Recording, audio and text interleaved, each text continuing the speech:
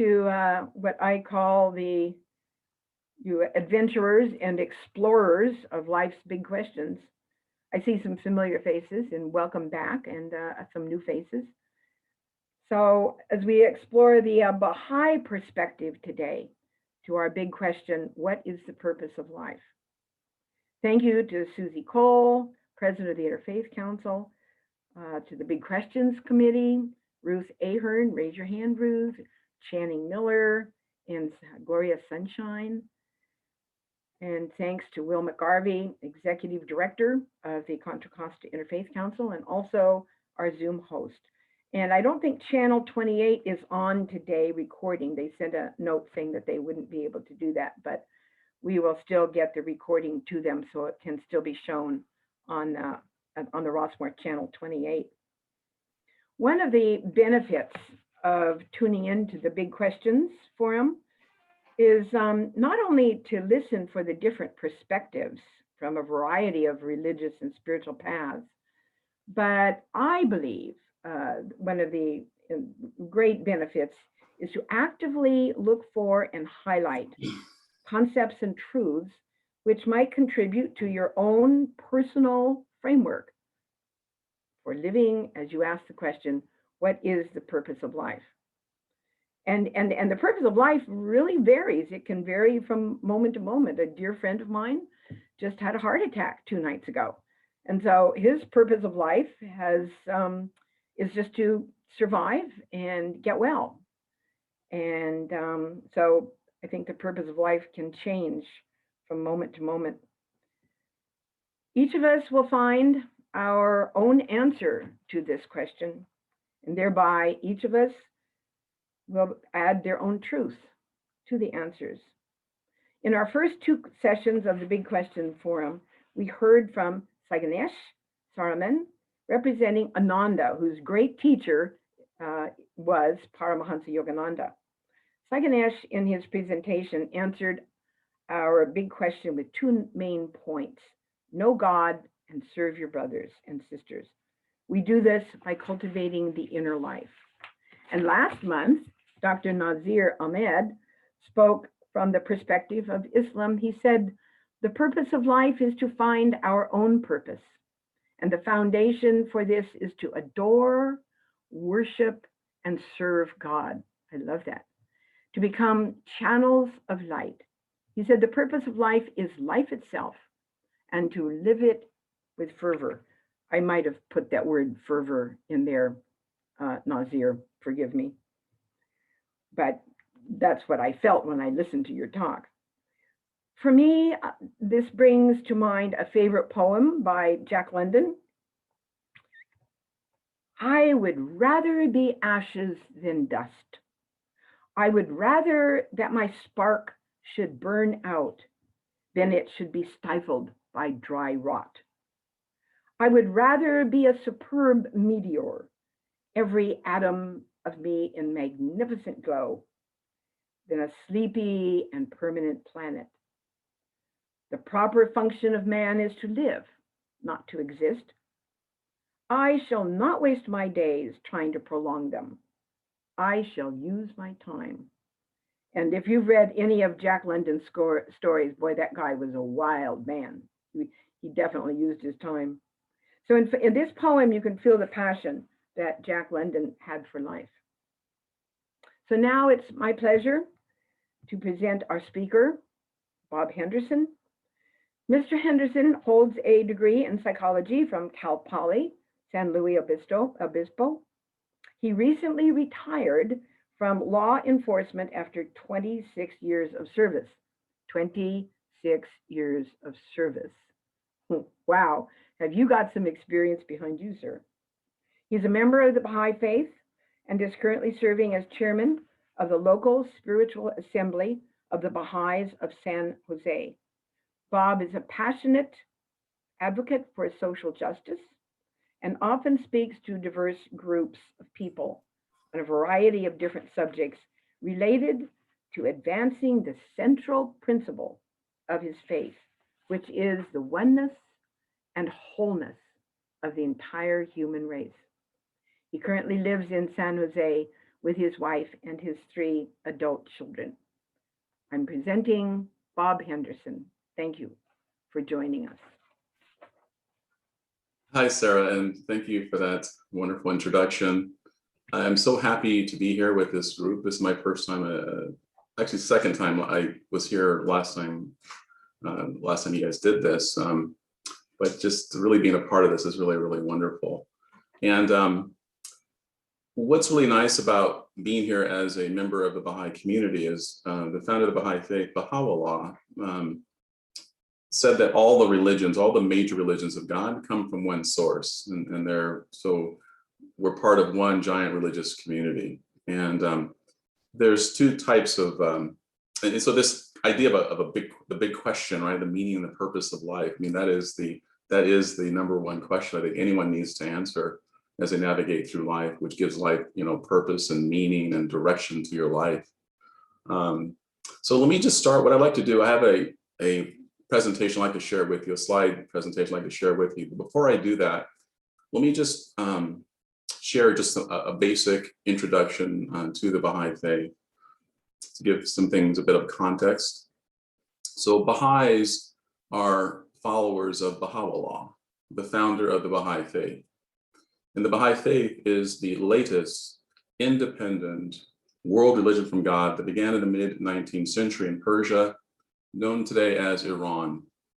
And what began as a seemingly small religious movement in the Middle East has now today blossomed into a global faith, with Baha'is virtually living in every part of the globe, from every race, class, creed, nation, socioeconomic background. And as I mentioned, the Baha'i Faith is independent world religion. And what I mean by that is the Baha'i Faith is not an offshoot, sect, or division from another faith, and is on par with the other great religions such as Judaism, Buddhism, Hinduism, Christianity, and Islam.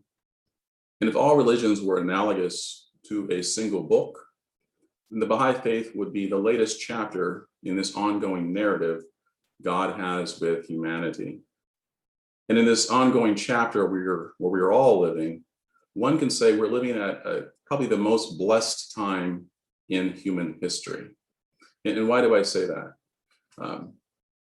We know that the advancements, particularly throughout the 20th century, we saw the advancements in science, particularly in areas of transportation and communication, and which really has merged the entire world into one neighborhood, where global integration today is a reality. So with that said, let me share with you my slide presentation because it connects with what I'm sharing here. So.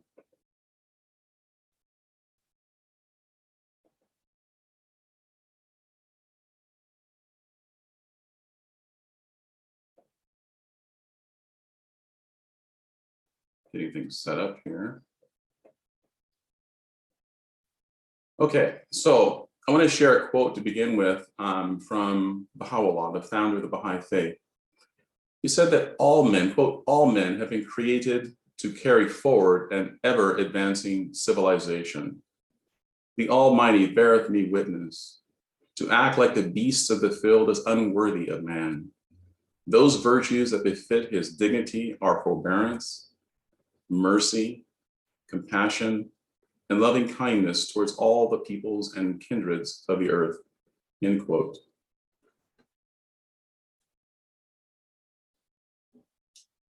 So before I share this next quote, Baha'u'llah often compared all of humanity to a single body.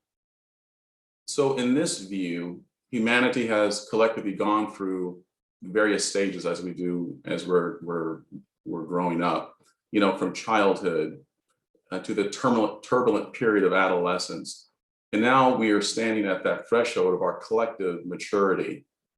The revolutionary and far-reaching changes occurring today are characteristic of this period of transition, a time which can be likened to, again, adolescence.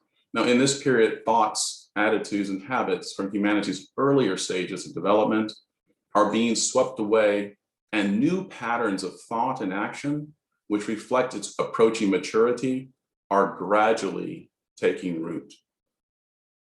So this particular quote I wanted to share with you, from a Baha'i perspective, if the purpose of life, as it says here, is that all men have been created to carry forward ever advancing civilization, well, how do we go about actually doing that? So that's what we're going to explore today from a Baha'i perspective.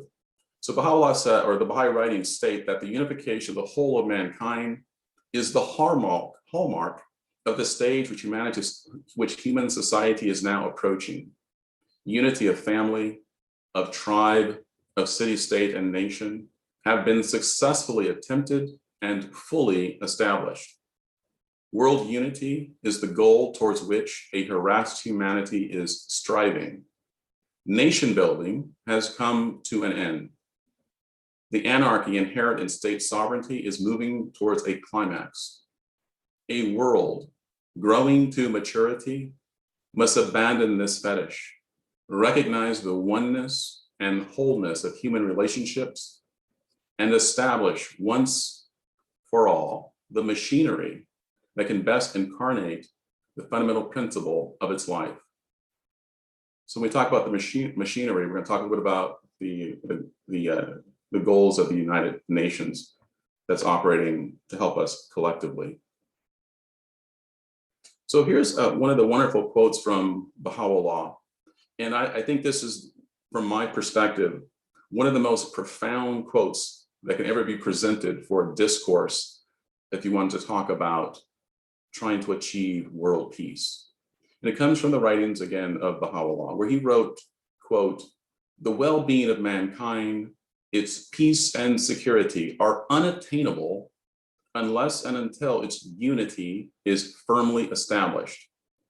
This unity can never be achieved so long as the counsels which the pen of the Most High have been revealed are suffered to pass unheeded." End quote. So from a Baha'i perspective, Baha'u'llah is speaking with the voice of God. And so what this suggests here is this.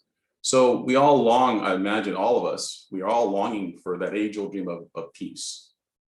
What Baha'u'llah is saying here is that you cannot have peace as a prerequisite before peace. And that prerequisite for peace is unity.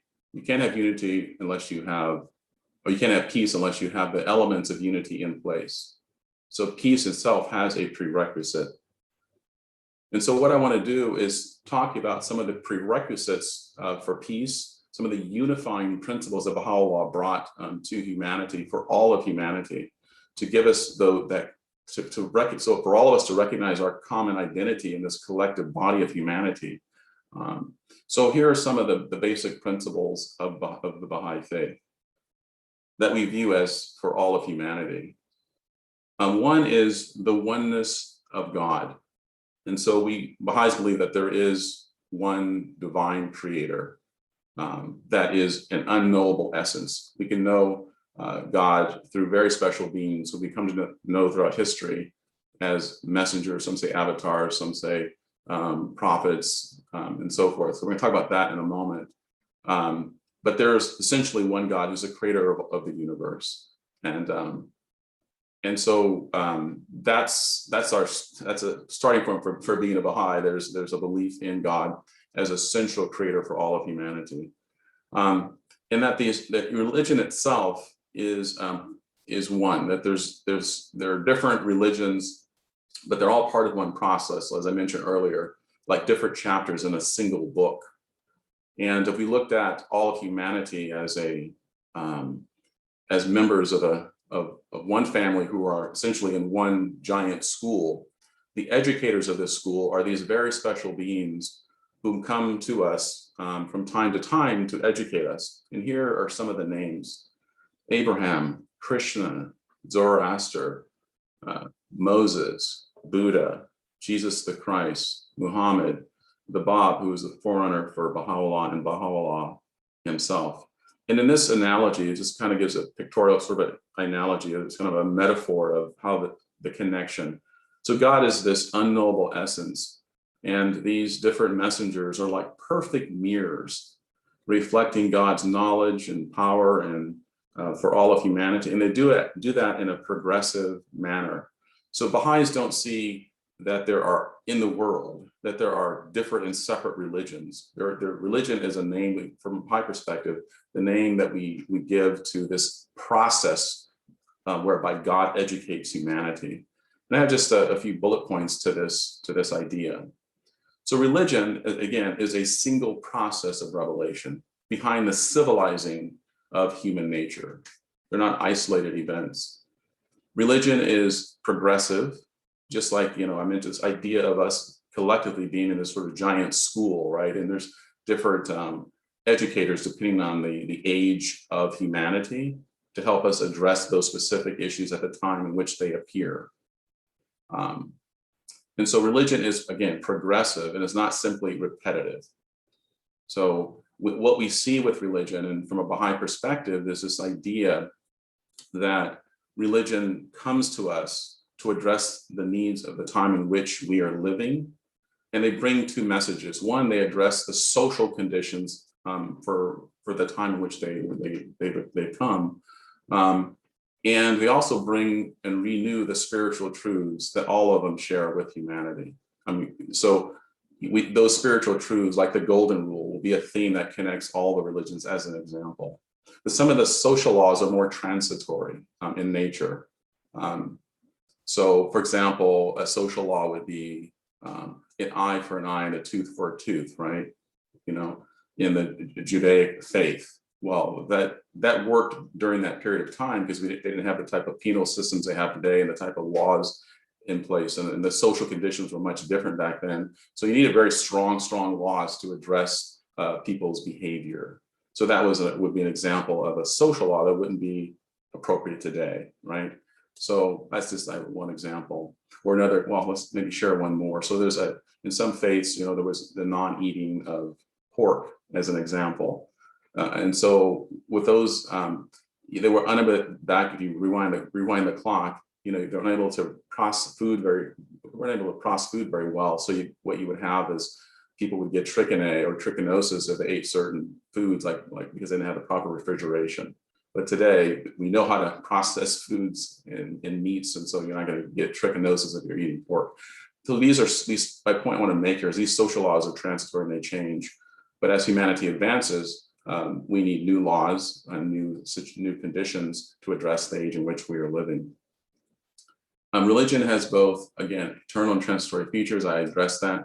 Religion is the greatest force for social good and the establishment of social order.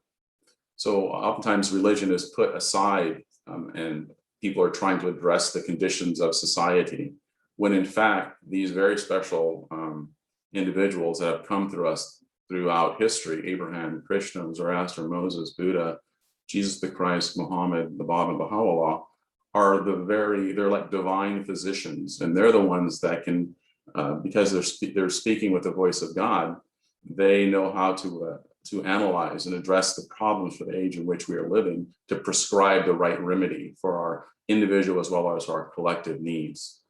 So religion is the greatest of all means for the establishment of order in the world. And so the Baha'i Faith is, from a Baha'i perspective, the Baha'i Faith is the latest revelation from God for all humanity, which addresses contemporary issues such as those associated with global integration. So another unifying principle is the unity of mankind, that we are all part of one human family. And Baha'u'llah often compared the human body to all of humanity collectively to a single human body. When we think about a human body, so let's consider the cells of our bodies. All the cells wouldn't have, let's take a single cell. A single cell wouldn't have significance outside of the body that it's serving. It's only within the context of the body, both serving and receiving, that cell has significance. And any cell that runs contrary to that in the human body, we give that a name. For example, we would call that cancer. So any individual, for example, not realizing the connection they have one with the other through various forms of prejudice, right, which separates elements and component parts of the body, would be essentially considered a disease within the body of humanity. So we are essentially all one. Many people haven't recognized that, and although It's been proven scientifically that we are on a genetic level, we are all the same, right? To the degree of being the same at 99.9%, right? So science has already proven that through, all the sciences, anthropology, psychology, physiology, all recognize only one human species. Equality of men and women is another central unifying principle of Baha'u'llah. That he's very clearly wrote that in his writings, that men and women are equal. And there's many analogies in the Baha'i Faith that's used to convey this point of complementarity, this concept that one complements the other. Like, for example, look at a single bird, and one wing would be a woman and women, and the other wing would be a men, right? In order for that bird to fly correctly, both wings have to be equally as strong.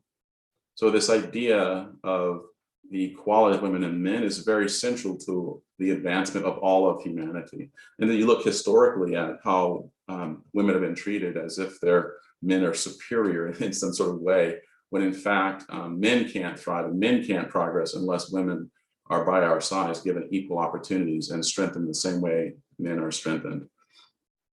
Elimination of all forms of prejudice.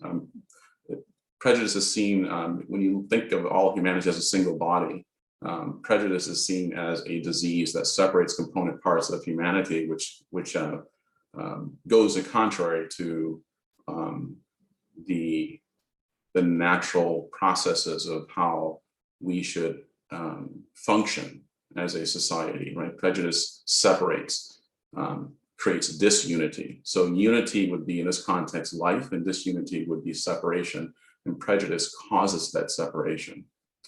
World peace is a central principle. We'll talk a little bit further. We're talking about that now as we kind of go through further, talk more about that. Harmony of religion and science. So Baha'is believe that there are two major sources of knowledge that man has access to. One is religion, which gives purpose and meaning to life, gives us direction. And then you have science, right, which is the tools for successful living. And one supports the other. Science is a tool from a Baha'i perspective that we're using, and religion will be the instructions for that tool. And what we see today is sort of this imbalance where science is sort of running amok, and there's no governance as to how we're using science. So in many ways, science has been very harmful, right? Weapons of mass destruction, for example. That was never the intent of science. The intent of science is for the betterment of humanity, but it needs to be counterbalanced with the truths of religion.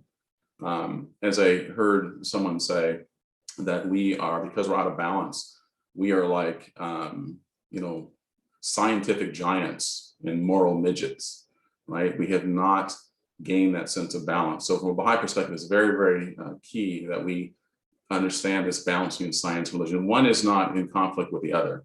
And if you look historically between science and religion, there's always been this sort of conflict between the two. And they were never actually in conflict. Matter of fact, they complement each other. So it's a false premise to think otherwise.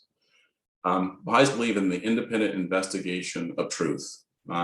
So to become a Baha'i, you're not a Baha'i because your parents were Baha'i. You have to independently investigate the religion for yourself, so that you take ownership for it. Faith is something that requires a personal connection, right?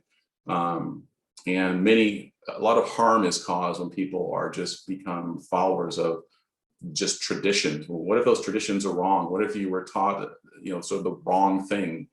Maybe someone made up a religion and it doesn't have the right proper tenets, and you're just sort of believing that. So it's important to independently investigate things for yourself. And that's very, very key to the Baha'i Faith. There are no ministers or priests or clergy within the Baha'i Faith. Baha'u'llah said this is, for Baha'i perspective, he said this is the age of maturity where you can independently investigate things and understand things for yourself, and so forth. The need for universal compulsory education is another principle that Baha'u'llah talked about, that no one should go without an education. That should be fundamental to living on this planet. The need for universal auxiliary language, another one, right? So you keep your mother tongue, but you learn a language that's common to all. So you see the theme here that's running through all of these. Baha'is are trying to build, with the revelation of Baha'u'llah, a world community. But it's not a pipe dream. These are things that we can actually do and create by implementing these basic fundamental unifying principles. So this idea of this universal language, right, is that you can go anywhere in the world and speak a common language. I don't know how many languages or that people speak around the world. I never Googled that. But maybe during the Q&A, if someone can maybe Google that while I'm talking to figure out how many languages are in the world. But it'd be impossible for any single human every language in the world.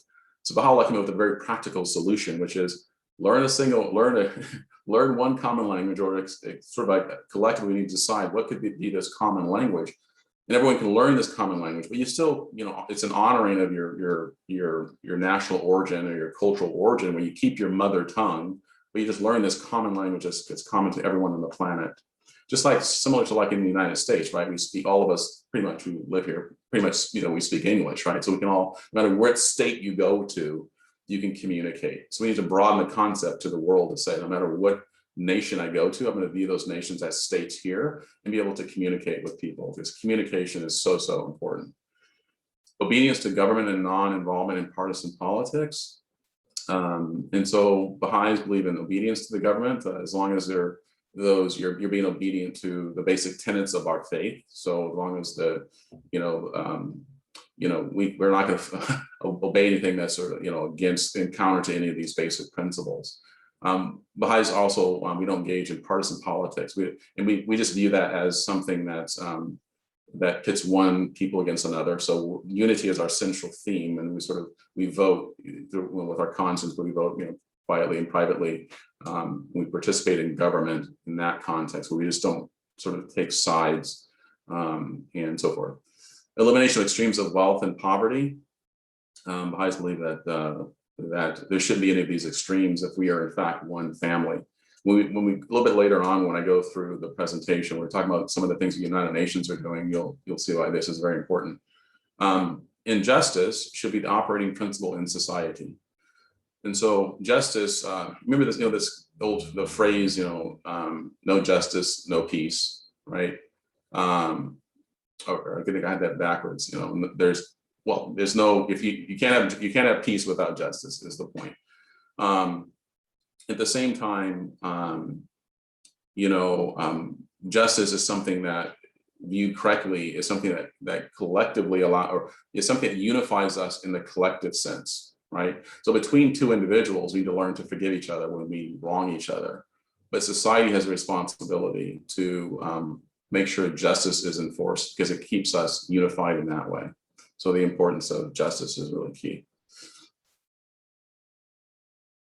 So I wanted to share another quote from Baha'u'llah, where he said, "Let your vision be world embracing rather than confined to your own self." I'll read that again. Let your vision be world embracing rather than confined to yourself. And, so this inspires and motivates Baha'is to think globally. That phrase, you act locally, but you think globally. And so this is a basic Baha'i viewpoint. And I wanted to, with that said, I wanted to share with you, when you start thinking about global events and things that are happening in the world, I think it's important to know what's going on. I mean, it's one thing to read this and say, oh, this is a wonderful quote, but I think it's also important to actually put it into action, to know what's actually happening in the world. So I wanted to just highlight a few things, and then we're going to talk about some of the solutions to a lot of these issues. So we're going to talk about the wealth, the disparity between the rich and the poor, and so forth. So here's how, if we're in fact one human family, here's how we are not well balanced as a human family. And here's an example of this.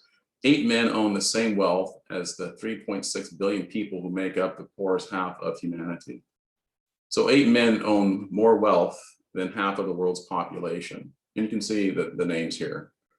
So we are clearly, something's out of balance with this. The United Nations has 17 sustainable development goals.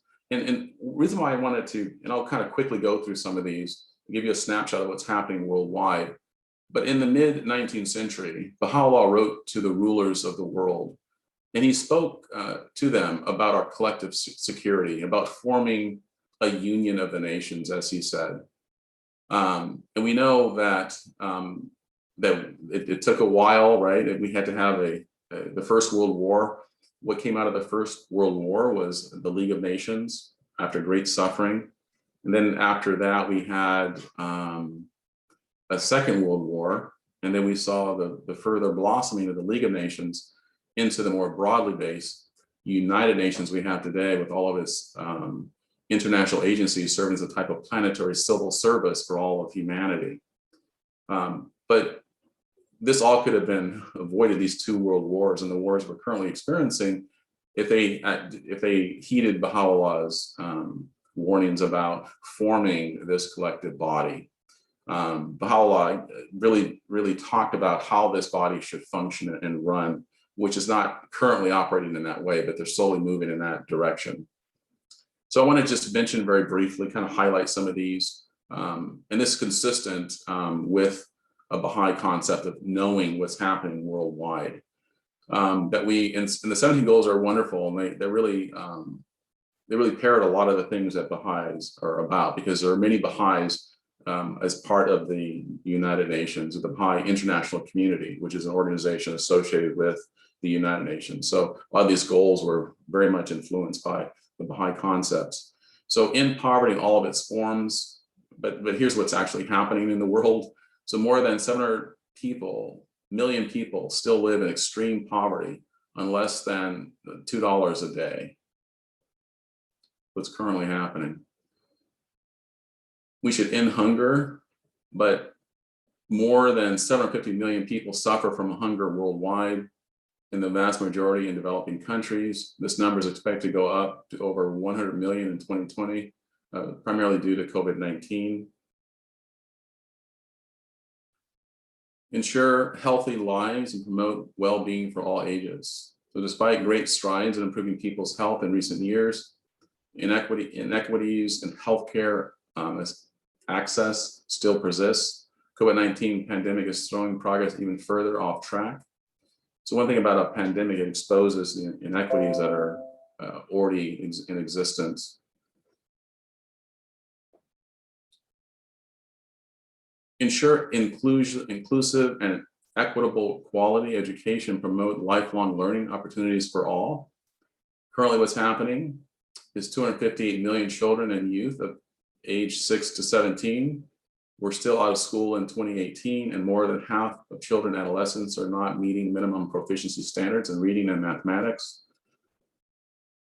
So you can see these problems are worldwide, and they, all of us seeing the world as one human family should be concerned about all these things. That's why I wanted to just kind of highlight some of them. Achieve gender equality and empower all women and girls. Women and girls represent half of the world's population and therefore also half of its potential. But gender inequality persists everywhere and stagnates social progress. On average, women in the labor market still earn 23% less than men globally. On average, women spend about 3 times as many hours in unpaid domestic and care work as men. And then sexual violence and exploitation, the unequal division of unpaid care and domestic work, and discrimination in public office all remain huge barriers. All these areas of inequality have been exacerbated by the COVID-19 pandemic. Ensure availability and sustainable management of water and sanitation for all. Access to water, sanitation, and hygiene is a human right, yet billions are still faced with daily challenges, accessing even the most basic of services. Ensure access to affordable, reliable, sustainable, and modern energy for all. Our everyday life depends on reliable and affordable energy. And yet the consumption of energy is the dominant contributor to climate change, accounting for about 6% of total global greenhouse gas emissions. So one of the things that's really, really key, is this balance between science and religion. So religion would be the thing that offers you this respect, for the world and the natural environment, right? mere pure science may just, sort of, without any regard for the results, just, just kind of feed our need for consumption and more consumption, right? And so that's what we see today, this desire for more and more, right? And a very materialistic sort of, concept, whereas we need to learn to live in better harmony and balance with our natural environment. Promote sustained, inclusive, and sustainable economic growth, full and productive employment, and decent work for all. The global unemployment rate in 2019 was about 5% down from the 6.4 in 2000. However, COVID-19 could cause the equivalent of 400 million job losses in 2020. Again, the pandemic exposes inequities that are already prevalent. Build resilient infrastructure, promote inclusive and sustainable industrialization, and foster innovation. Global manufacturing slowed in both developing and developed regions in 2018 and 2019, mainly attributed to emerging trade and tariff barriers that constrain investment and future growth, and has plummeted in 2020 as a result of the pandemic. While global internet coverage has expanded widely, as of 2019, 46% of the global population still does not use the internet. Here we take advantage of it, but imagine, there's areas, a large percentage of the country and people don't have access. Reduce inequality within and among countries. Income inequality is on the rise, particularly within countries. As of 2017, the richest 10% earn at least 20% of total global income. The poorest 40% earn less than 25% of the total global income. So we talked about this a little bit earlier, but I grabbed this image from the internet, and I thought it was just striking to see this. This just sort of this inequity, right? So someone completely homeless, right? And someone's walking by, and clearly a person that looks like they have a lot of means. But I think the most striking thing about this picture is the disconnect between the two, well, at least with the person that does have the wealth, right? She's apparently just going to walk straight by. And I think one of the things about being disconnected from other people is that when we become apathetic to the suffering of others, then I view that as a spiritual illness, when we aren't seeing each other's humanity. But if we rather see each other as all connected, we're members of one large family, then these things wouldn't happen, where people just disregard the suffering of others. Make cities and human settlements inclusive, safe, resilient, and sustainable. Half of the world's population live in cities. It says by 2050, 6.5 billion people, 2/3 of humanity, will live in urban areas. In the developing world, the rapid growth of cities, along with increasing rural and urban migration, has led to a boom in mega cities. As the COVID-19 pandemic was made clear, sustainable development cannot be achieved without significant transforming the way urban spaces are built and managed. So, as people move more and more to larger cities, we have to figure that out. Ensure sustainable consumption production patterns. Take urgent action to combat climate change and its impact. Conserve and sustainable use of ocean, seas, and marine resources for sustainable development. Oceans cover 3/4 of the Earth's surface, contain 9% of the Earth's water, and represent 99% of the living space on the planet by volume. Today, more than 30% of the world's fish stocks are overexploited, and marine population is reaching alarming levels, with an average of 13,000 pieces of plastic litter to be found on every square kilometer of ocean. Isn't that a shocking number? 13,000 pieces of plastic litter to be found on every square kilometer of ocean.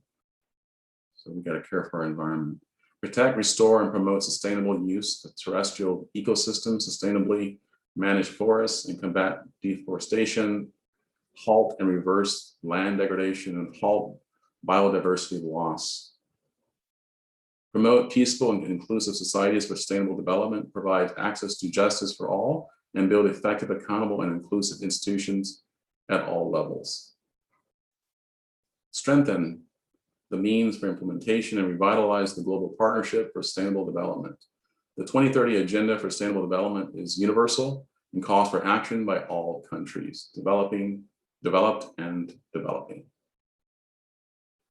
Okay, so with that said, and thanks for kind of staying with me on that one, but I just wanted to give you a snapshot of some of the world issues. If you haven't studied that in a while or looked at that for a while, some of you are probably maybe well versed in what's happening worldwide. Some of you may not be up to date, so I wanted to update you.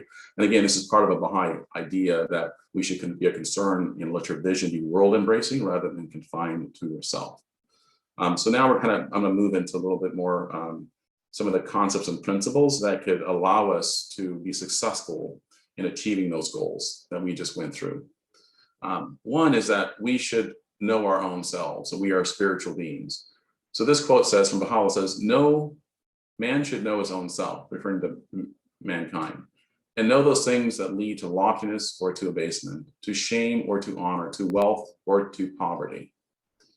And here's one of my favorite quotes from Baha'u'llah, where he wrote, "Man's merit lieth in service and in virtue, and not in the pageantry of wealth and riches."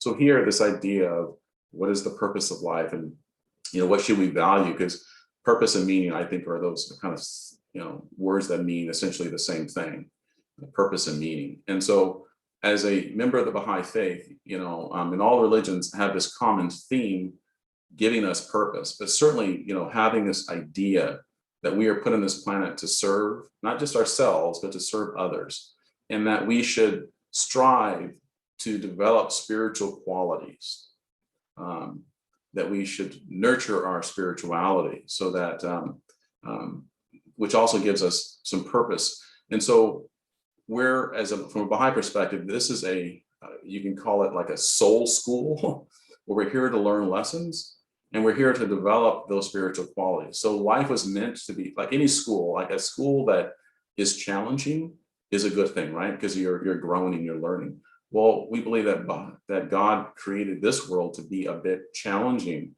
so that why? So we can develop our spiritual qualities.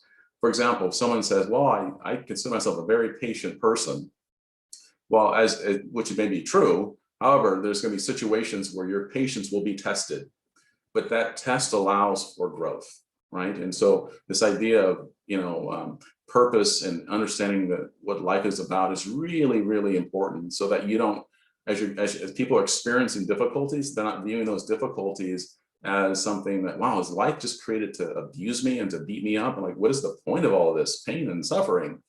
Well, if we experience pain and suffering, it's for our own growth. We have to view it that way, right? We have to view challenges as a way to advance ourselves. And as we work towards doing that, we also work towards creating a more just and fair, society, both materially and economically, and for all of us. And just kind of further along this theme, and Will, can I get a time check? How much time do I have? Just a few more slides, but I want to get a sense of where I'm at in time. Sarah might have that information better. Bob, you're doing fine. We have until 3:30. We'd like to leave at least maybe 20-30 minutes for audience questions and participation. So you've got at least another 15 minutes, 10, 15 minutes. Thank you, Sarah. It gives me some idea of where I'm at. So I wanted to share a few more things along this theme, because it really does tie very, very intimately into what is the purpose of life. So we talk about it from a global perspective, right? A macro perspective, but I want to kind of we're talking about as you as an individual, and your purpose is to, develop these wonderful qualities. And one of the sort of the beautiful concepts in the Baha'i Faith is how Baha'u'llah, how the writings, how we view each other. So one of the quotes, it's not here, but it talks about how man, referring to all of mankind, and is a mine, M-I-N-E, rich in gems of inestimable value, and education can alone cause those treasures to be revealed. So we have these wonderful treasures inside of us, and those treasures, those gifts, are the virtues, the qualities. That's our true value. So in this quote where it says, "Man's merit lieth in surface and in virtue, and not in the pageantry of wealth and riches," is very, very key. Because if you can remember, 8 men own half the world's wealth. and it's of course we're out of balance. My point is that is not real wealth. I mean, those are tools. Those are tools you're using to do certain things, right? Achieve certain things. But the real wealth is in your character. And proof of this is that whenever you go to a funeral, does anyone really ever talk about how much money someone made? They never do, right? It's always talking about the qualities of the individual, what they and how those qualities express themselves, whether it could be in generosity or love or however it's being expressed.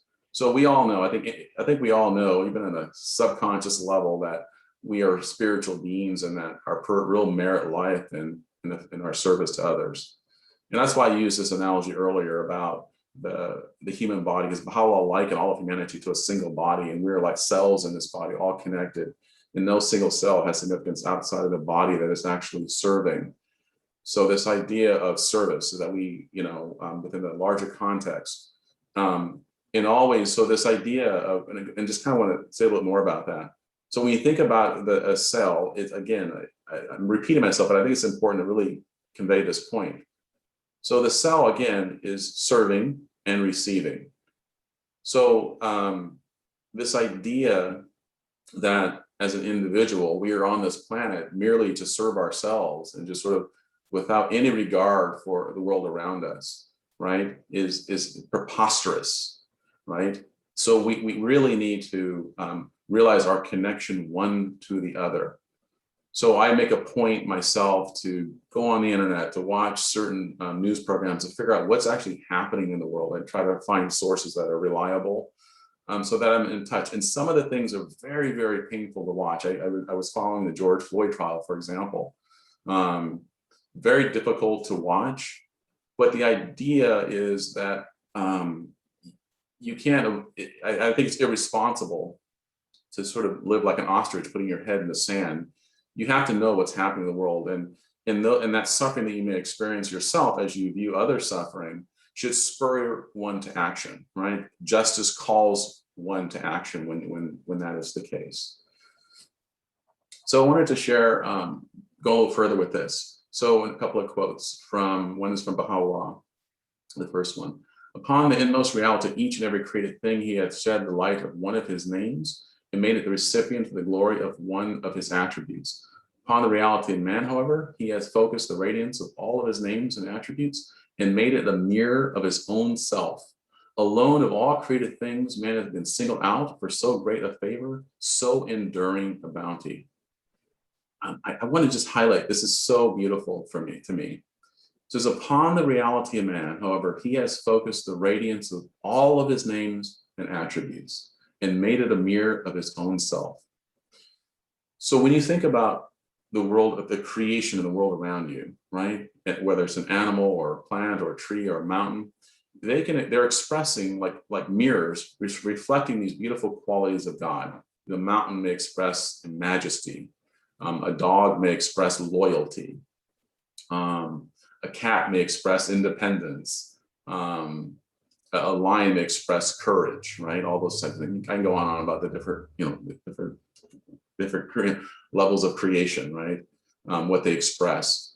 But man has the capacity to express all of those qualities. I mean, what a gift and a bounty that is. And those qualities can only be expressed as a result of two things. One is through education, the proper education, right? Spiritual education. And the other is through tests and difficulties and challenges, right? So, and that becomes where life becomes a school. And one of the things that Baha'is are doing all over the world to try to address the sort of spiritual crisis we're really all experiencing is Baha'is identified 4 things that every culture and every people should do, no matter where you live in the world. And the whole idea here is to build a new culture, a new society based on principles of the unity, based on principles of cooperation and integration, the opposite of what we see today. And so the 4 things that Baha'is identified is we must educate our children spiritually. I'm not talking about teaching them a particular orthodoxy of some sort.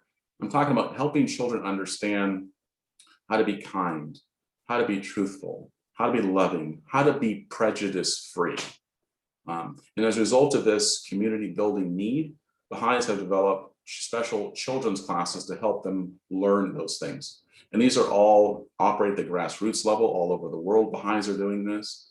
And we're offering this free as a service to not just humanity, but a service to ourselves.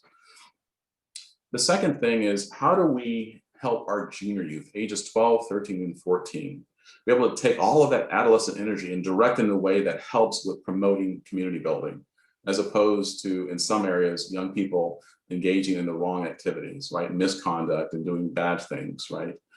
As a result of responding to this community building need, Baha'is have created a junior youth spiritual empowerment program where you let older youth, that's a good role model, assist in mobilizing a group of junior youth, again, ages 12, 13, and 14, be able to look at their communities and be able to explore some of the dynamics happening within their respective communities and be able to take action and do things. Third, how are we going to spiritualize society and have a community that has a sort of a devotional character to it? And so Baha'is, to respond to this community building need, are hosting and having devotional and prayer meetings all over the world and inviting their friends and family and coworkers and neighbors to these prayer meetings so that we can come together, no matter what religious background you're coming from. There's only one God. And from a Baha'i perspective, there's only one religion. It's all part of one process, like a single book, right, with different chapters. So we all should come together in prayer. You know that there's this old saying that a family that prays together stays together. Well, if we broaden that concept to say all of humanity is my family, then I should have the desire in that context to want to pray with everyone. And Zoom has really opened up a space for that. And so having the Baha'is all over the world are having these sort of Zoom spaces at this point, and so forth. It's always nice to get together physically at some point, but coming together in prayer, right? Acknowledging, and then being able to take, after those prayers, right? Take that spiritual sustenance that you get from prayer and be able to have that transform how we interact with each other. My wife and I do a prayer meeting every Saturday at 8:30 a.m. in the morning with the community. So we Zoom in together and we say prayers and people go their separate ways. It doesn't last long, maybe 30 minutes. And people love it, right? It's a way to come together, say some prayers as a community, and then go about your day. And it really binds you together with other people, right? What's the saying that it's in the Bible, two more people come together in prayer, God promises I will be there, right? So through prayer, we that's one of the ways in which we can strengthen our unity. So we looked at every human body, right? If you believe in this, I believe it's, has a spirit, has a soul, right? And it's the spirit, it's the soul that actually is unifying even the physical parts of the human body. Well, from my understanding, what unites society collectively is when the greatest power in the universe, which is the Holy Spirit, right, is operating in society, right, infusing the sinews of our very sense of humanity and how we connect with each other, right? And so being infused with the Holy Spirit really requires us to think in terms of a spiritual way in which we're interacting, connecting with each other. And the fourth thing is, in terms of this model for community building, is we've created an institute process to be able to help teach people do these things and much more, to be able to help people learn how to become children's class teachers, how to become facilitators for these junior youth, how to start their own prayer meetings and devotional meetings, and much, much more. It's an institute process that allows people to learn these things. And the whole aim of all these things is to build a world community. I'm going to skip here, given the time, and get to sort of like my closing point here, which is the central principle of the Baha'i Faith, which is the oneness of humanity, of mankind. Acceptance of the oneness of mankind is the fundamental prerequisite for reorganization and administration of the world as one country, the home of humankind. Universal acceptance of the spiritual principle is essential to any successful attempt to establish world peace. It should therefore be universally proclaimed, taught in schools, and constantly asserted in every nation as preparation for the organic change in the structure of society which it implies. So I talked about the prerequisite for peace being unity, but there's a prerequisite for unity. And that prerequisite is the acceptance and the consciousness of the oneness of mankind. Acceptance of the spiritual principle allows us to avoid dichotomous type thinking in terms of dualities, my religion versus your religion, black versus white, men versus women, science versus religion, and so on and so forth. And rather, acceptance of the spiritual principle, the oneness of mankind, allows us to see these differences in diversity as complementary principles of one reality, right? And so you see things differently. And so if we look at the world around us, I'll say this and I'll close my presentation and we'll open it for Q&A. When you look at the world around you, the world around you was all created, in my understanding, based on the ideologies and the belief systems that we adopted, right? This country, for example, was founded on the false premise of white supremacy. And look at what's been created from that, right? These institutions which are marginalizing or oppressing people of color, right? And so if we want to change the world, we can work on amendments and new laws and solutions and all of these things. But my suggestion is this: let's do this. Let's first figure out what is the proper ideology that we should be adopting to create a new society. And as Baha'i, we believe that this new ideology, which is consistent with God's truth and just the truth, whether you want to believe in a God or not, it's just the truth that humanity is one. It's been proven scientifically, and every religion, when you truly understand that religion, is saying the same thing, that humanity is one. And so the idea of adopting this principle of acceptance of the spiritual principle, the oneness of mankind, will naturally lead one to want to learn a common language that we can all speak to each other, so that people aren't walking by each other in the street while someone is lying there homeless, that we're going to put our plastic bottle in the recycling bin because we want to care for the environment. We're realizing we're all connected on this one very, very small planet. Baha'u'llah said this. He said that the earth is one country and mankind are its citizens. I'll repeat that again. He said the earth is one country and mankind are its citizens.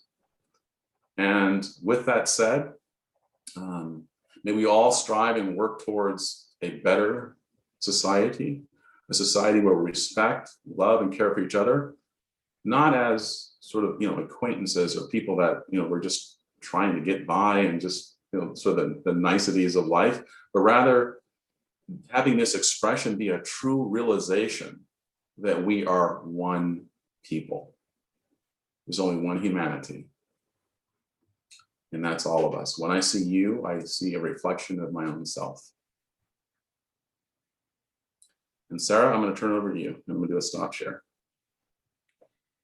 Thank you, Mr. Henderson. Wow, I feel so enriched and inspired. So much, most of what you say just resonates with me deeply. And my guess is that it also does with the people that have joined us.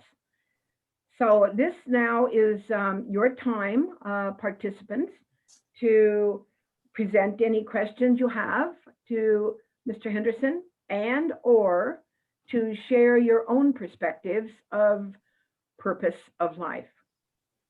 So we will open it up to people. If you'll just raise your hand like that, we can see you and call on you.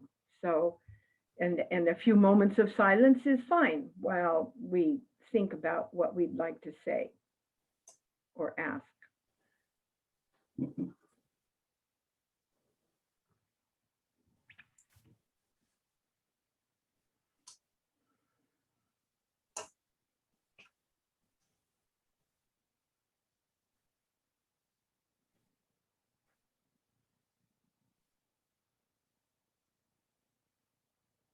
I love it.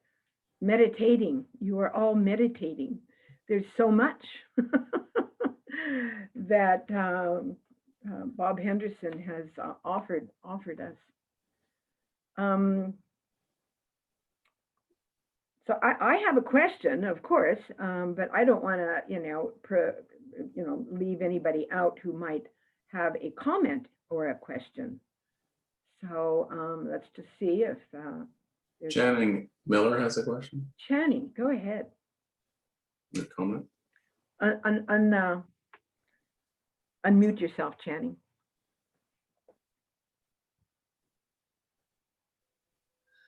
I forgot to bring my mouse out from the other room. They're working on the condo below me, and it was just so noisy. So thank you so very much, Bob. That was really interesting. And I'm very familiar with the Baha'i Faith, and I believe very strongly in it. I guess my question is, I believe in everything that you said. It might just be my impatience, but I understand that, God takes a lot of time in achieving these wonderful goals. And I think our job, for me, my job is to individually embrace these goals that Baha'u'llah has put forward and begin to interpret those into my own local life. But at the same time, keep my eye on the global, on the earth.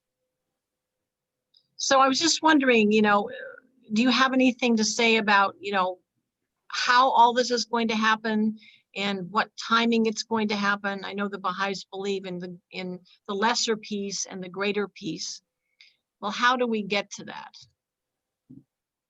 The wonderful question. And there's, okay, let me maybe share this, that there's things, of course, we have control over and things that we don't, obviously, right? And so the things that we have control over are things that are associated with, as you had talked about, you mentioned the lesser peace and the greater peace. And so there are two forces, I guess you could say, that Baha'is are aware of that are operating in the world today. There are forces of integration, where I mentioned some of those things that bring us together collectively, as I talked about. And then there's forces of disintegration that are naturally in place, ridding the world of some of the, like an example, the idea of those hanging on to systems associated with, say, nationalism and things of that nature, right? Where that's an ideology and a belief system that no longer is serving us today. And people are hanging on to those things. And as you mentioned, these things can be very slow. So one of the ways to maybe look at this is, so Baha'u'llah said that the earth is one country, mankind are its citizens, are creating this sort of vision for all of humanity. And he actually wrote to the rulers and kings of his day, addressing issues of our collective security. And they all turned away from him, except for Queen Victoria of England, who said, if this is of God, it will endure, and if not, it can do no harm. But in that message, he was saying that this is the direction that humanity is going. And then what happened is humanity is stubbornly clinging on to old ways of behaving, but we're still moving forward, ironically. So for example, when you look at World War I, right? Right. So we had, and then after World War I, there was this need and understanding that we needed to come together and figure out how to avoid international conflicts, right? And how to create a system for resolving international conflicts. And so they kind of put that in place, and they created the League of Nations. There's some inherent flaws within that system. And so we had a Second World War, right? As a result of that Second World War, we saw the shifting of the League of Nations turn into more broadly based United Nations we have today, with all these international agencies currently serving as a type of planetary civil service for all of humanity.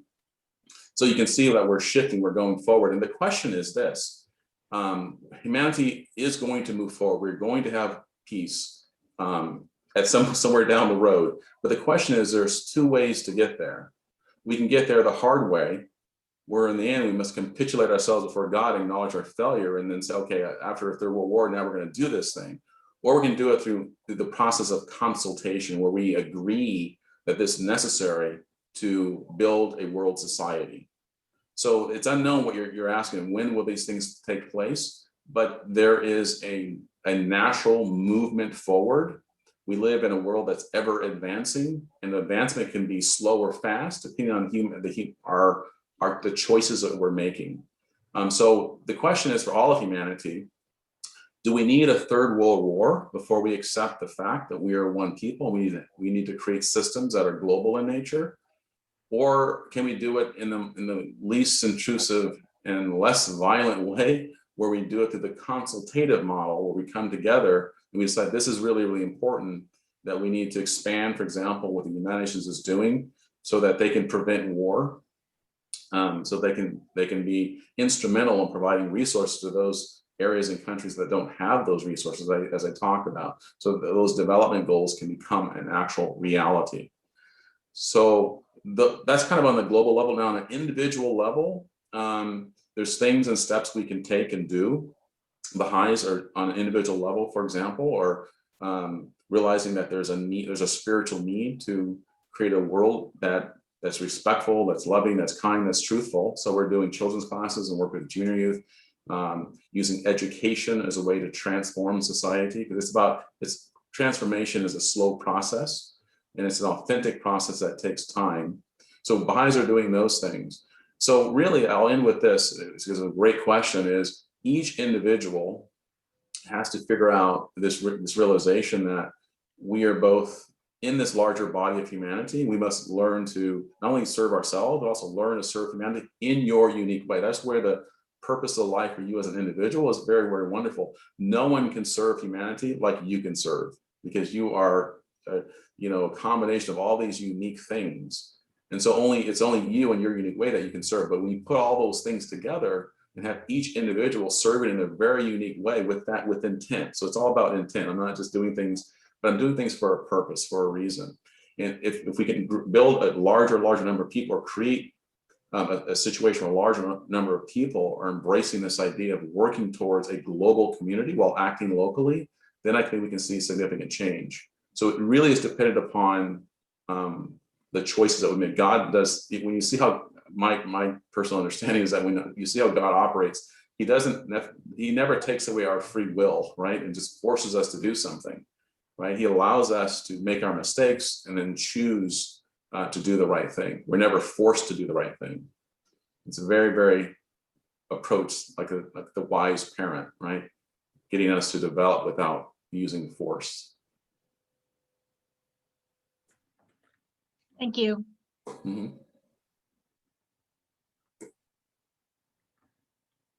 I appreciate the emphasis on we are each individuals, unique individuals. And one of the premises of, I think, most of the religions, as I understand it, is to know yourself.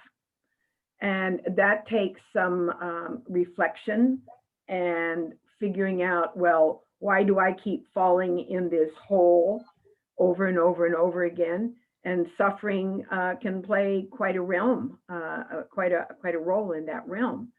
And so, as you pointed out, suffering and trials and tribulations are really quite important. A toddler doesn't learn how to walk without falling down. So to philosophize, it's kind of like philosophy. As I talk with people, I like to help them ask questions and go deep inside individually, so we can find out what we as individuals can do about the global situation.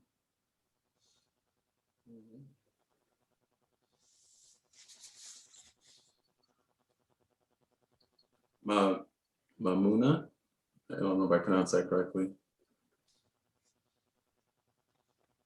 You're on mute though. Oh, there we go. Yeah, now I'm unmuted. Okay. Thank you so much, Bob. That was really a wide-ranging, comprehensive presentation, and thank you so much. It expanded my understanding of the Baha'i philosophy and principles. One thing, because right now, you retired from what, 36 years of being in the police department somewhere, or law enforcement. I don't know 26, yeah. department or Long time, FBI or what you were in, but I'm just wondering, because there's so much visibility right now about the injustices being done by police, especially against Black people and Black men in particular. I'm wondering how you've used your Baha'i faith being in law enforcement, how you've used your faith to enhance justice. Because I'd like to hear a personal story. That's really where I'm coming from. Yeah, that's really, really wonderful. So what I've been up to lately is working with other people to develop some training modules for law enforcement, and so videos, as well as me offering myself to do the training, which is helping them understanding the history of law enforcement, and giving it context for them so they can do their job a bit differently. For example, when you poll, African-American men, and well, not just men, African-American people in this country, and you ask them, do you believe law enforcement are there to protect and serve you? The majority say, no, they're not. We fear them. If you do the same poll with white people, they say, yes, we think they're there to protect and serve us. So there's almost like two different criminal justice systems that are operating, right? We saw odd things happening on January 6th, right? It's like at the Capitol. So there's some odd things going on, and you go, what? And so from my perspective, there are in fact operating in two different modes. And so what's happened is when a white officer, typically a white officer, is interacting with a person of color, they're not often understanding why that individual is having so much fear. There was, for example, a particular video I was watching the other day, and I shared it in another Zoom meeting, where in the video, a white officer is stopping a Black driver, and because there was a lot of fear with the Black driver, he was merely saying, "Officer, why did you stop me?" And the officer refused to tell him, and just kept, insisting that, just give me your driver's license, registration. And that became a battle of wills, right? Second officer comes over, he's also white. And now they're going to make an arrest on him because he's not offering his driver's license. And all he's merely asking is, why are you stopping me? And again, he's full of fear, the driver. And one of the white officers says, as they start to arrest him, and they use the word, they called him a boy, right? And he's a 60-year-old Black man. And then the fight is on, and they hurt him. And then the whole thing could have been avoided if the officer understood that when you stop a Black person, typically in today's society, they could run, they could just be afraid. And if you're seeing yourself as not a police officer, but as a peace officer, I'm there to de-escalate situations, you're going to behave differently. But so white officers typically, not trying to generalize, but a lot of them, I work with them, a lot of them don't have that historical understanding of Black people.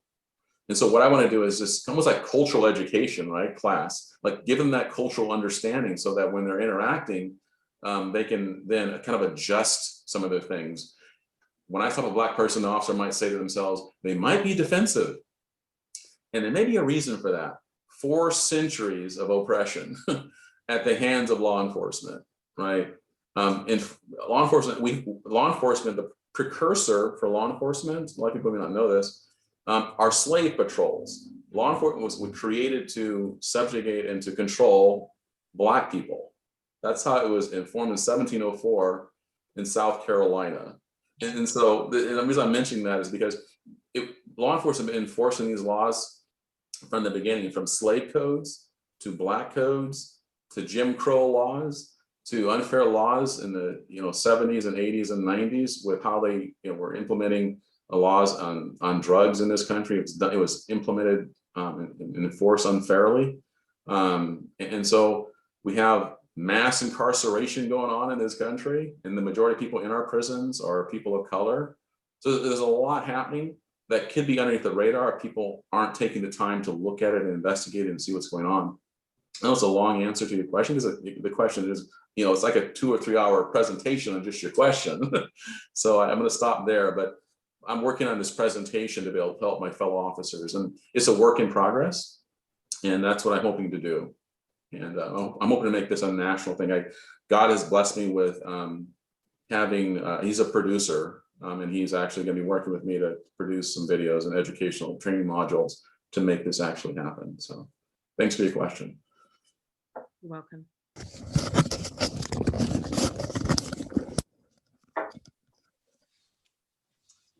I have a question for the group here. Has anyone been following the George Chauvin trial? Anyone? A little bit. Okay, Robert, do you have? Well, I want to hear some of your reflections on. I don't think there's not a verdict yet. I think they're giving their closing arguments, but I want to hear just some of your reflections on, because it relates to the last question on law enforcement. What are some of your reflections, Robert? Can you hear me? Yes. Good. Yeah, I wanted to get into something else. I think it's so Okay. redundant on that, all the commercials. I just Sure. can't stand it. Sure. I get my dose. I want to share something. I actually went to the Baha'i Temple in Wilmette, Illinois, and I wrote a term paper for college, expository writing, because I was so fascinated by the religion. And in my memory of that, unfortunately, the paper got displaced, was one of the things that Baha'is were big on was not having the third person, which I guess, not the extra middleman.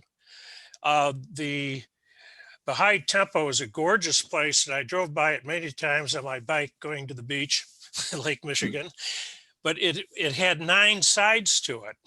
And the 9 sides was the idea that you couldn't divide that number, so it was to be all inclusive.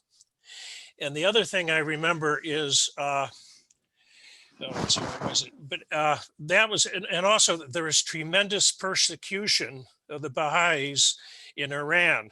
They were exterminated, basically, or killed off and so forth. But to jump forward to the now and the present, my concern is I think we just have too many people on the earth and it's getting horrible. The global warming, everything else. I'm concerned about the animals. I'm concerned about all the environment and so forth.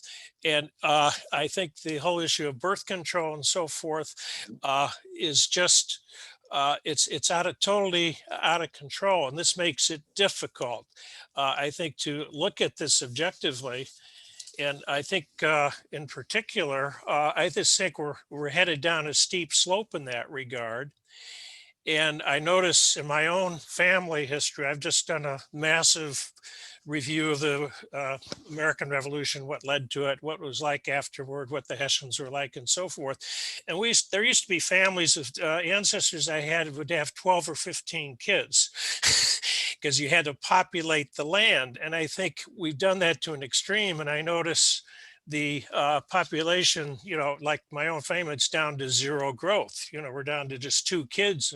And I think the humans have to take responsibility that we're ruining the planet, and we have to look even more globally than these other issues. Thank you, Robert, for Yes. bringing forth these situations. I tend to be more hopeful. There are millions and millions and millions of organizations around the planet that are doing such good things and working towards the what is it? The 17 sustainable aspects that the United Nations is working on. And we don't hear about those. That's one of the problems. We are hearing about the problems, and we are hearing very little about the millions and millions of people all around the world that are doing something about the 17 sustainable elements that Bob Henderson pointed out. Personally, I find it's really important when I talk with people who are feeling like you feel, Robert, that almost all is lost, it's all going downhill. I feel it's really important for us to lift each other up and to try to present a picture of progress which is what I see. We see what we expect to see. Anyway, that's Sarah, I'll differ with you on there, but I've only been studying this for 25 years. There's not a technological fix for this. There's not. The spiritual fix is for us to remind ourselves that we are created beings and that we have to live as created beings. Our civilization is not made to live in a sustainable way. Well, I agree with that. I agree with that, Will. However, things are being done by many, many people and groups around the world. But I believe we all have the light of God in us, and that means something. Think of the power of that. You know, the angels say to me, we are magnifying every good thought, every good deed in every human on the planet. I believe that that's happening. I don't think we're in this alone. So I guess that's where I get my optimism from. And yes, I'm very aware of all of the problems that we could bring up. Bob, what does the Baha'i say about the seriousness of this issue? Yeah, and so I guess it's a loaded question, but I guess so.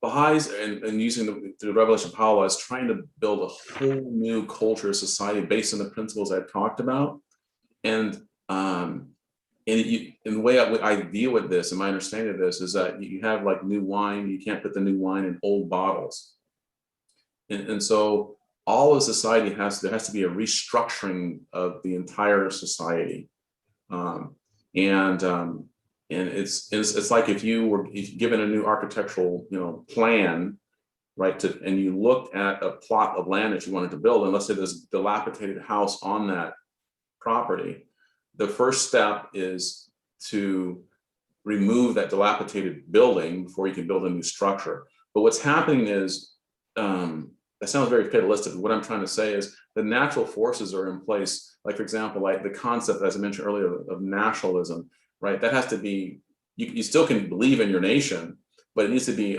replaced with a larger concept of a world society. And that larger concept doesn't mean you're going to eliminate the lesser concept, just means you're embracing the larger concept.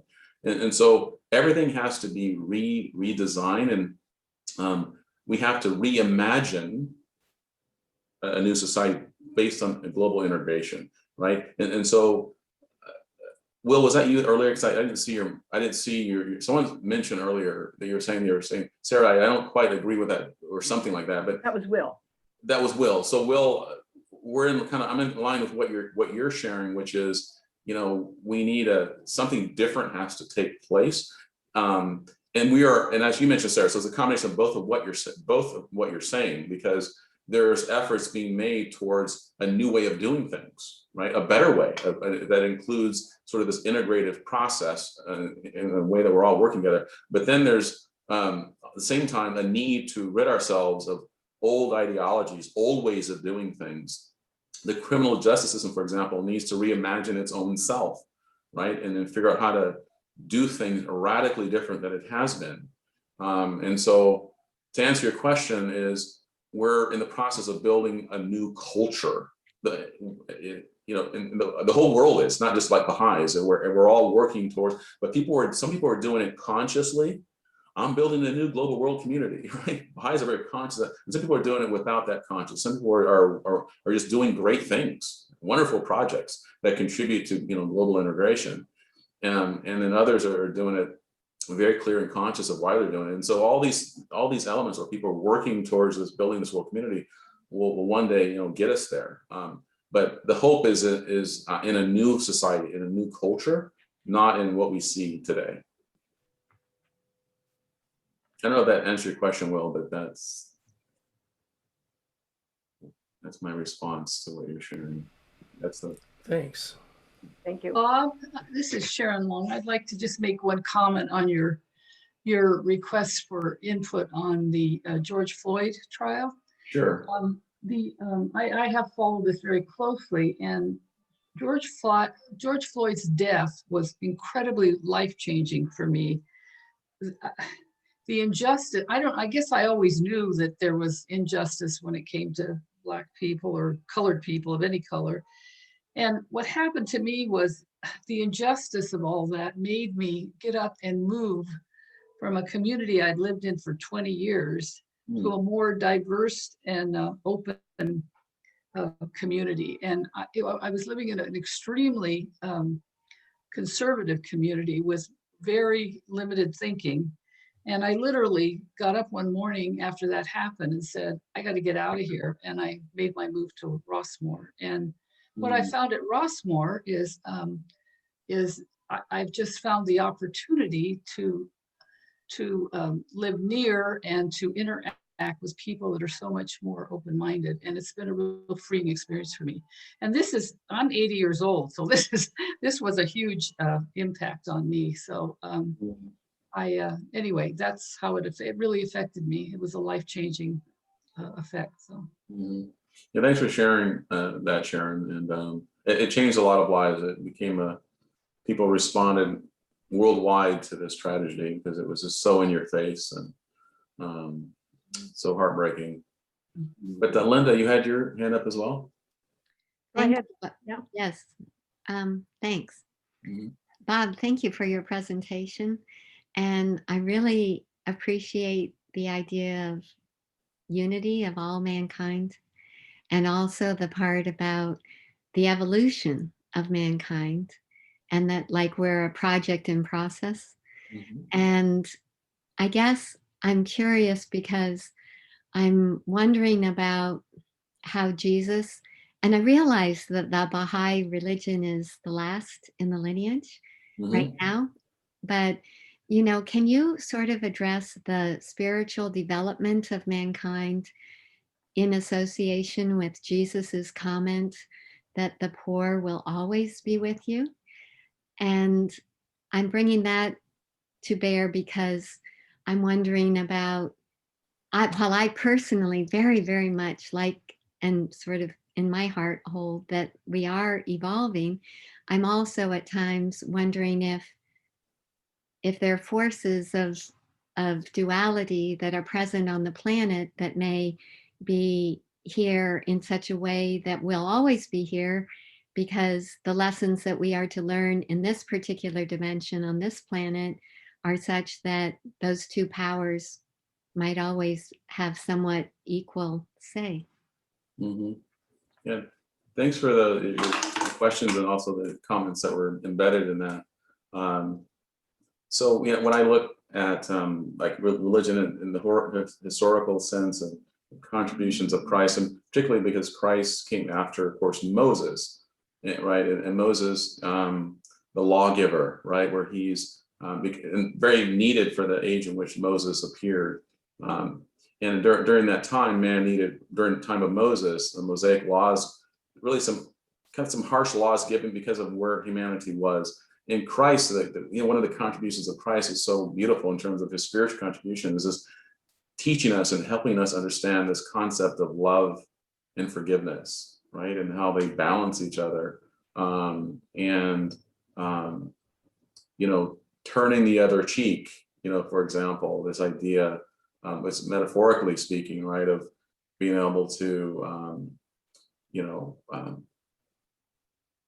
think in terms of the love that you have for because love is ultimately what allows us to truly connect with each other. It's the power of love, and that's one of the, I see it as one of the because every messenger of God, they have a primary theme they're teaching. Like Moses was like the lawgiver, Christ brought love, and Baha'u'llah said his primary theme is unity. My primary theme is unity, and so just kind of simply say that.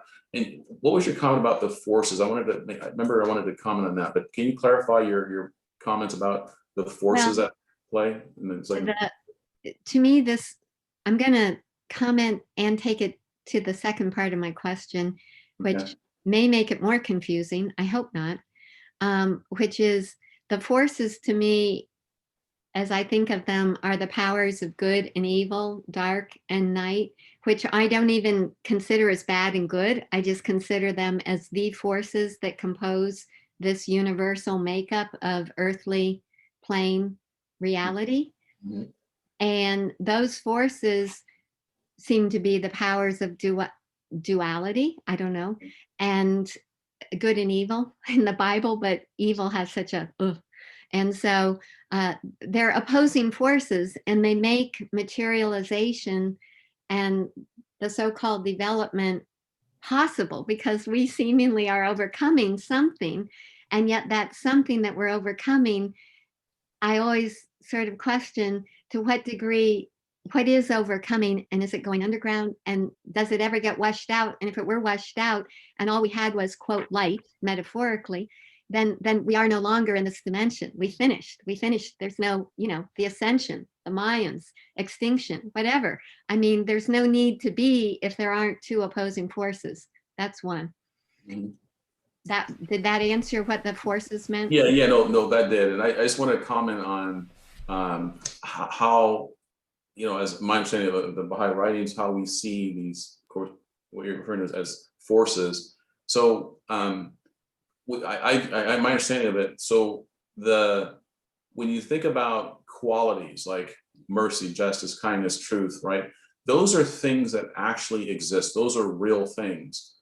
The non-existence of that would be evil, right? And so one way to look at that is light and darkness. Mhm. So darkness is the absence of light. It's kind of a tricky sort of thing I'm trying to share here. Right. So in other words, the question is, can you bring darkness anywhere? It doesn't exist. You can't bring it anywhere.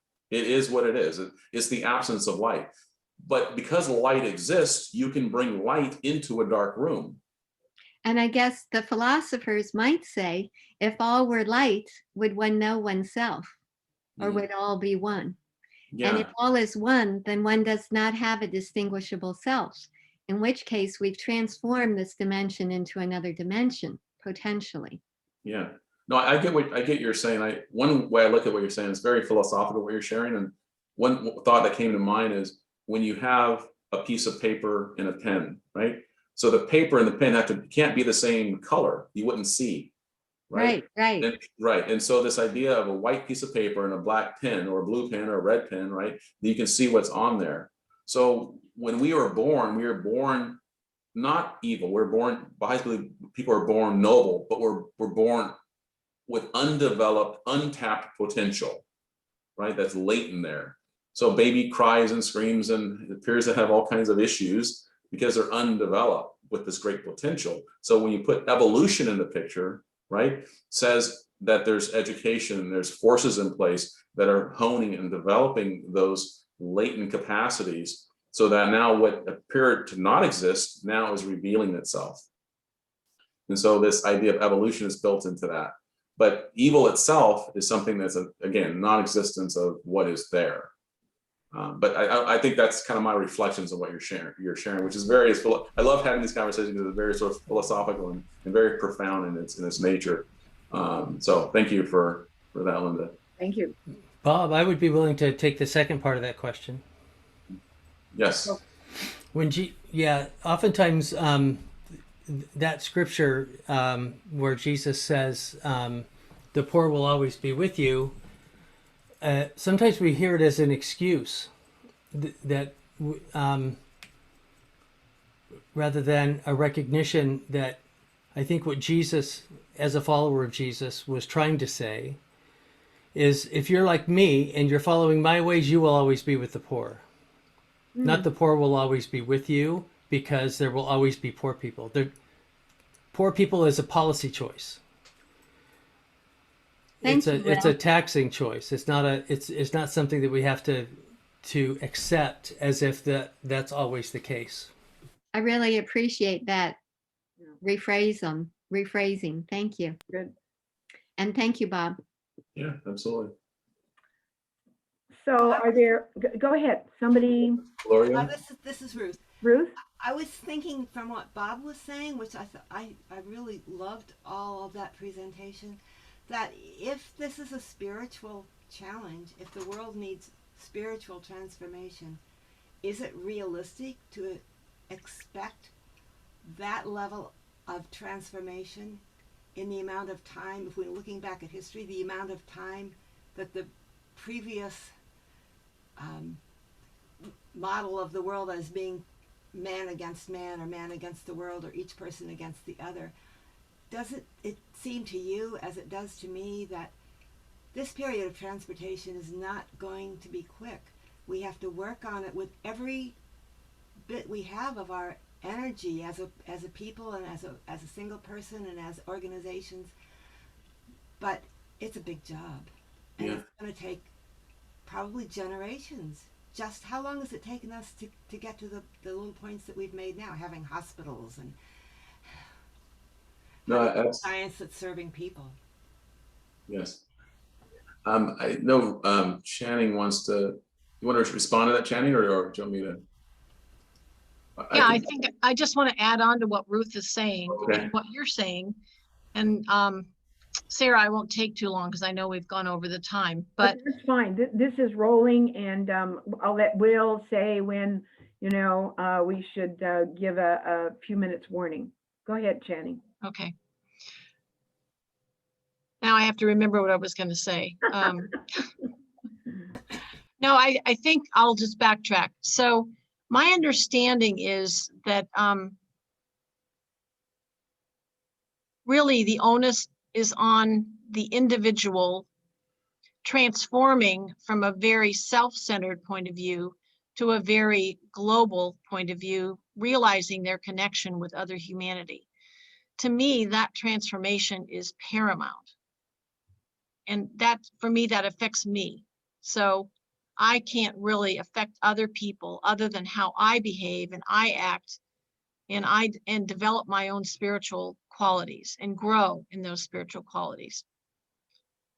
The second thing is that when we think about what the end result is going to look like, I think everybody thinks that when we talk about oneness, it means sameness. And I think that the Baha'i vision is not that we will all be the same and we'll all be good and we'll all be, we'll still live in a world with those forces, Linda, Yes. but we will have developed our consciousness over time. And, I heard there's another Baha'i speaker. I don't know if you've heard of him, Stephen Phelps. He's on YouTube. But he talks about the evolution, the spiritual evolution of mankind is synonymous with the biological evolution of mankind. And as we've developed as we have developed through evolution, our consciousness has risen to much more complex position. And so therefore, we can have a different relationship with God, more than animals do, or, we will have a different relationship with God. And there's also another quote by a Swiss priest named Hans Kung, who also said, there will be no peace in the world until the religions unite.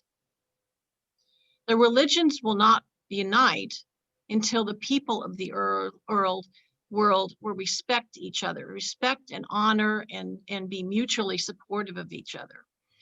So that's what we're working towards. We're working towards that building of the mutual respect and support.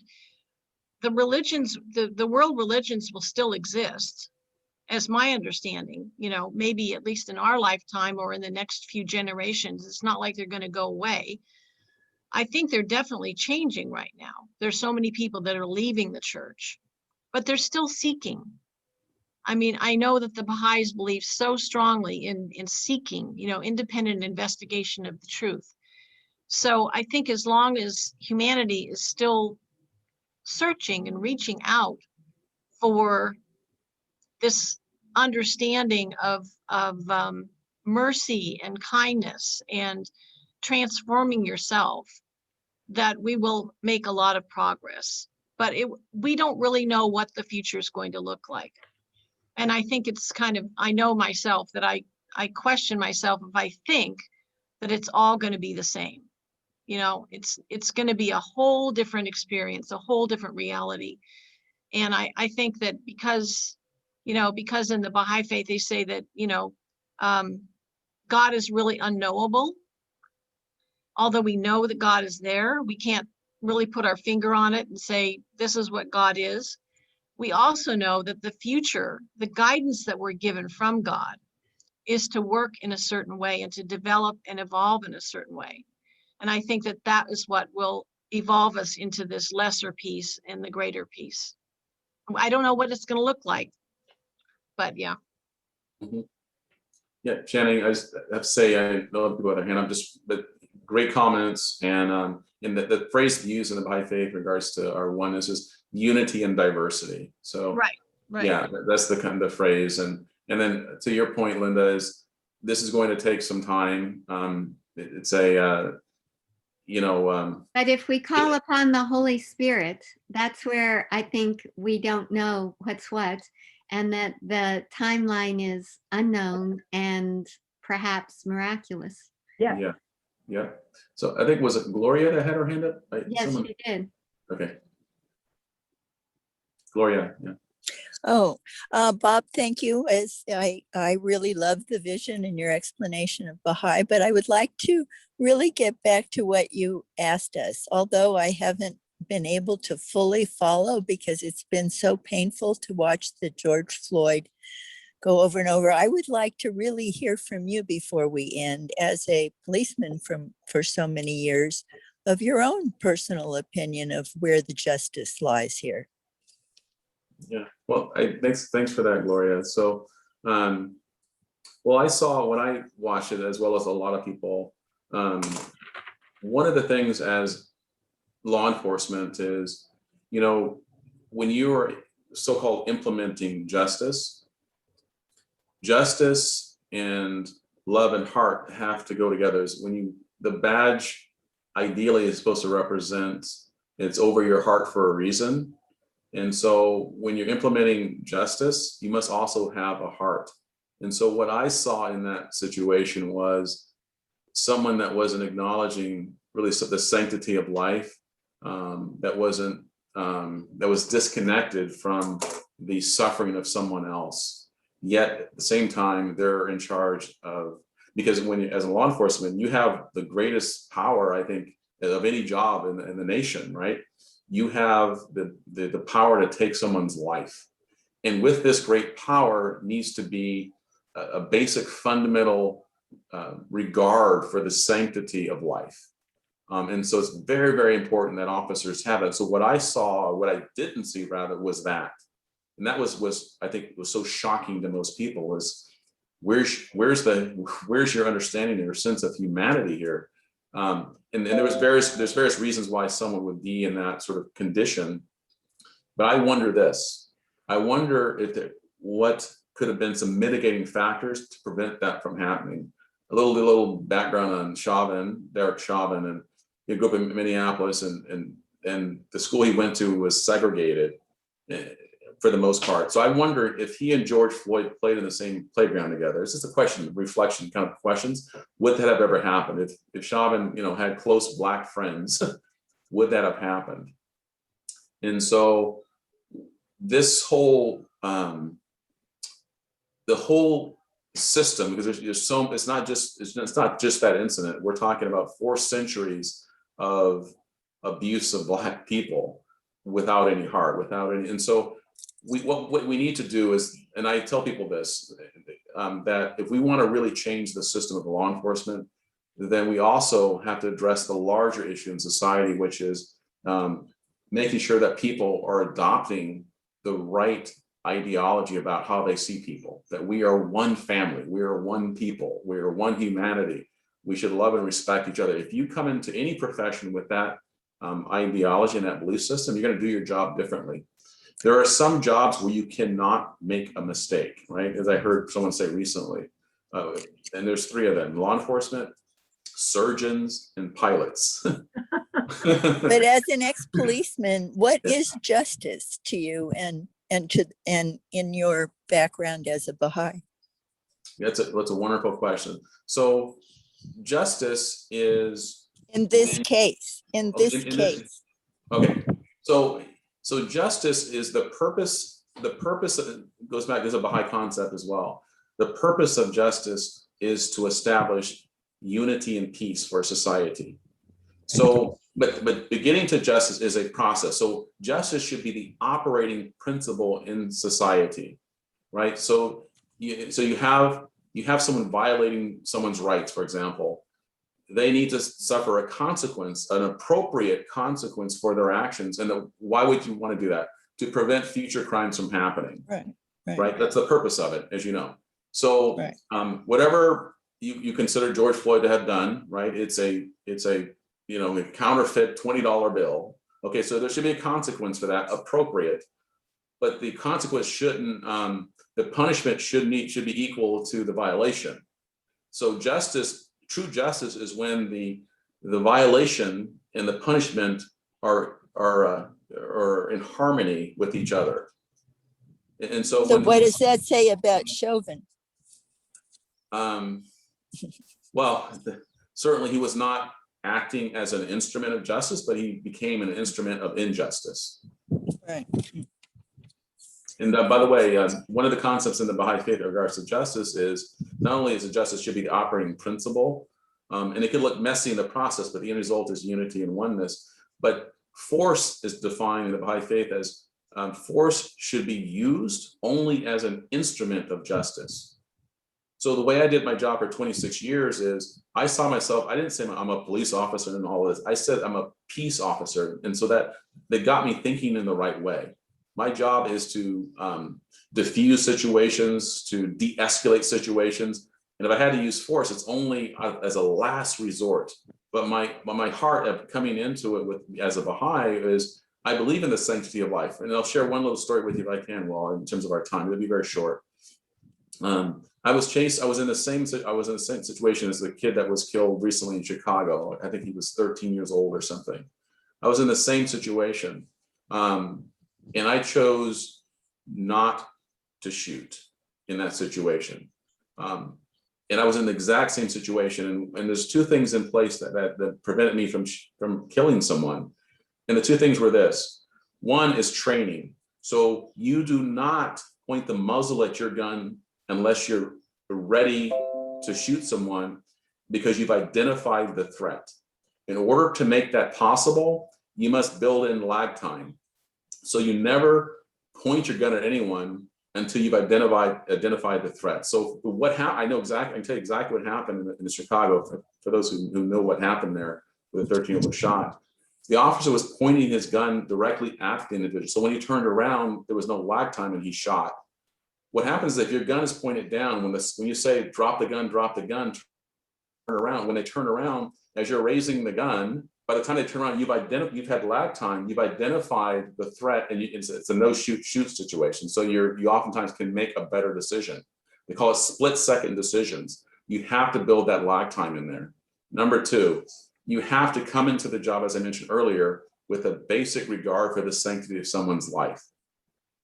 I've been in so many situations where, for example, when the situation I was in for several years, officers were thinking that I was a coward because I didn't shoot this kid that I was chasing.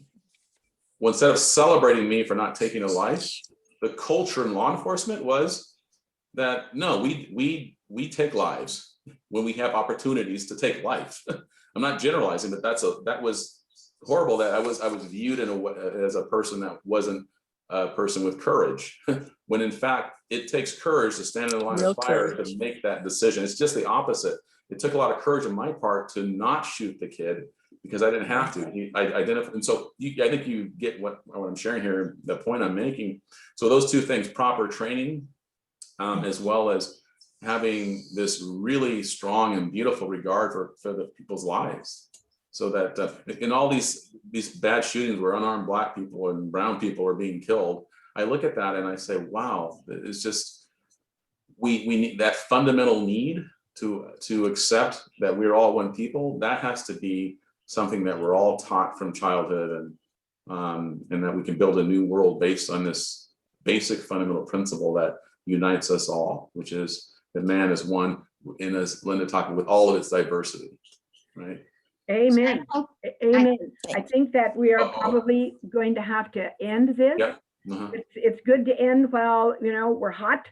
That might bring us back and keep us talking to each other. Bob Henderson, thank you so much for a full and just inspiring sharing.